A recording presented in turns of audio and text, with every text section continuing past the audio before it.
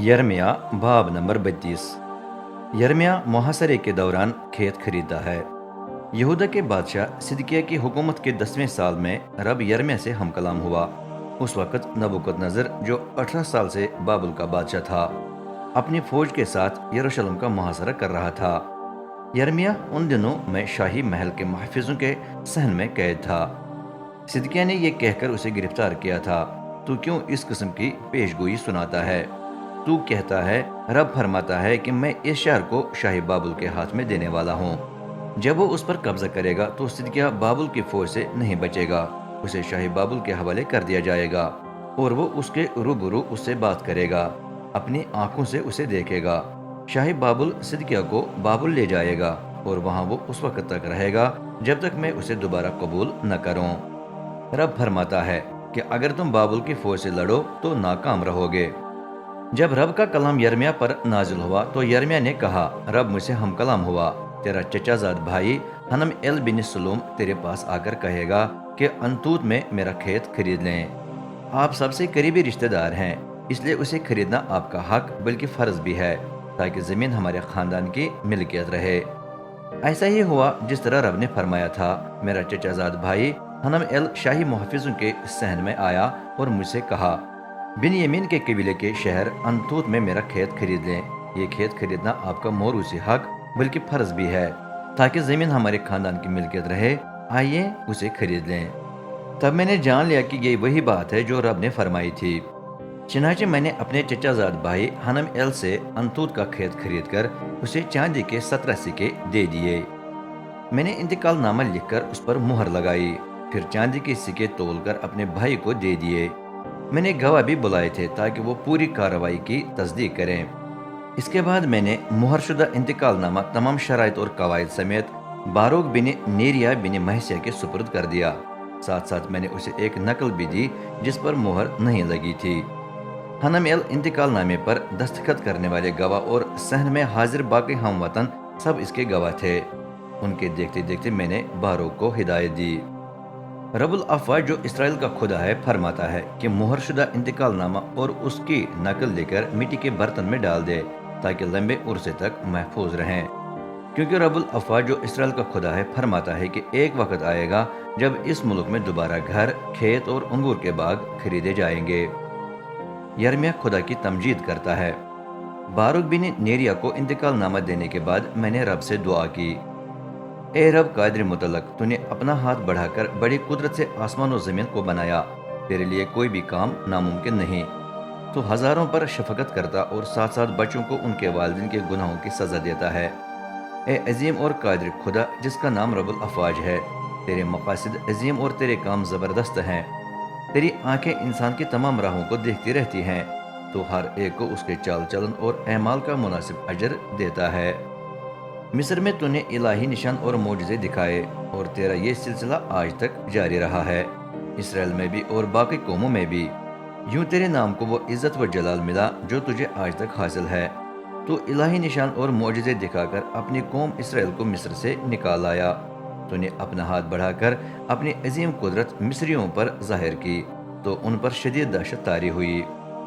तब तूने अपनी कौम को ये मुल्क बख्श दिया जिसमें दूध और शहद की कसरत थी और जिसका वादा तूने कसम खाकर उनके बाप दादा से किया था। लेकिन जब हमारे बाप दादा ने मुल्क में दाखिल होकर उस पर कब्जा किया तो उन्होंने न तेरी सुनी न तेरी शरीयत के मुताबिक जिंदगी गुजारी। जो कुछ भी तूने उन्हें करने को कहा था उस पर उन्होंने अमल न किया। नतीजे में तू उन पर यह आफत लाया। दुश्मन मिट्टी के पुश्ते बनाकर फसील के करीब पहुंच चुका है। हम तलवार, काल और मोहलिक बीमारियों से इतने कमज़ोर हो गए हैं कि जब बाबुल की फौज शहर पर हमला करेगी तो वो उसके कब्जे में आएगा। जो कुछ भी तूने फरमाया था वो पेश आया है, तो खुद इसका गवाह है। लेकिन ए रब कादिर मुतलक, कमाल है कि गो शहर को बाबुल के फौज के हवाले किया जाएगा, तो भी तू मुझसे हम कलाम हुआ है कि चांदी देकर खेत खरीद ले और गवाहों से कार्रवाई की तस्दीक करवा। रब का जवाब। तब रब का कलाम यर्मिया पर नाजिल हुआ, देख मैं रब और तमाम इंसानों का खुदा हूँ, तो फिर क्या कोई काम है जो मुझसे नहीं हो सकता? चनाचे रब फरमाता है, मैं इस शहर को बाबुल और उसके बादशाह नबूकदनज़र के हवाले कर दूंगा, वो ज़रूर उस पर कब्जा करेगा। बाबुल के जो फौजी इस शहर पर हमला कर रहे हैं اس میں گھس کر سب کچھ جلا دیں گے، سب کچھ نظر آتش کریں گے۔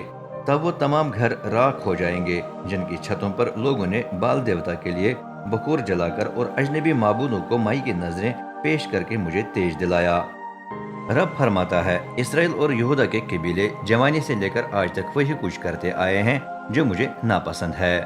اپنے ہاتھوں کے کام سے وہ مجھے بار بار غصہ دلاتے رہے ہیں۔ یروشلم کی بنیادیں ڈالنے سے لے کر آج تک اس شہر نے مجھے حد سے زیادہ مشتعل کر دیا ہے۔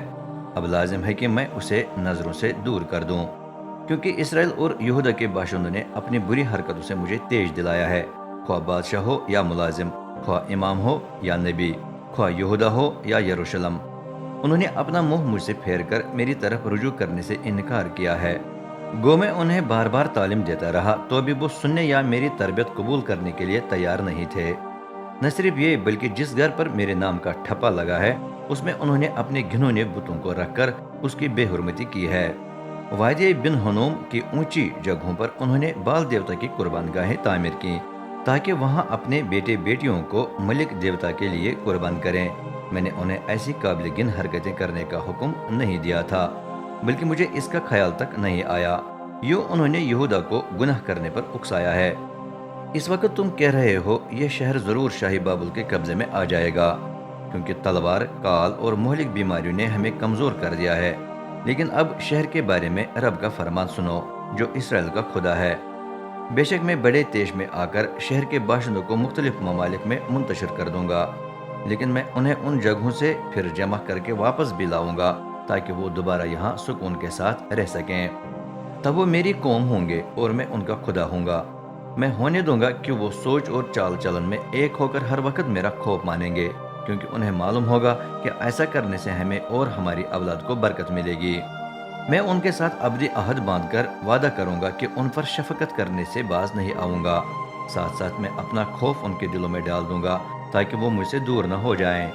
انہیں برکت دینا میرے لیے خوشی کا باعث ہوگا، اور میں وفاداری اور پورے دل و جان سے انہیں پنیری کی طرح اس ملک میں دوبارہ لگا دوں گا۔ کیونکہ رب فرماتا ہے، میں ہی نے یہ بڑی آفت اس قوم پر نازل کی، اور میں ہی انہیں ان تمام برکتوں سے نوازوں گا جن کا وعدہ میں نے کیا ہے۔ بے شک تم اس وقت کہتے ہو، ہائے ہمارا ملک ویران و سنسان ہے، اس میں نہ انسان اور نہ حیوان رہ گیا ہے، کیونکہ سب کچھ بابل کے حوالے کر دیا گیا ہے۔ لیکن میں فرماتا ہوں کہ پورے ملک میں دوبارہ کھیت خریدے اور فروخت کیے جائیں گے۔ لوگ معمول کے مطابق انتقال نامے لکھ کر ان پر مہر لگائیں گے اور کارروائی کی تصدیق کے لیے گواہ بلائیں گے۔ تمام علاقے یعنی بن یمین کے قبائلی علاقے میں، یروشلم کے دیہات میں، یہودا اور پہاڑی علاقے کے شہروں میں، مغرب کے نشیبی پہاڑی علاقے کے شہروں میں اور دشت نجب کے شہروں میں ایسا ہی کیا جائے گا۔ میں خود ان کی بدنصیبی ختم کروں گا، یہ رب کا فرمان ہے۔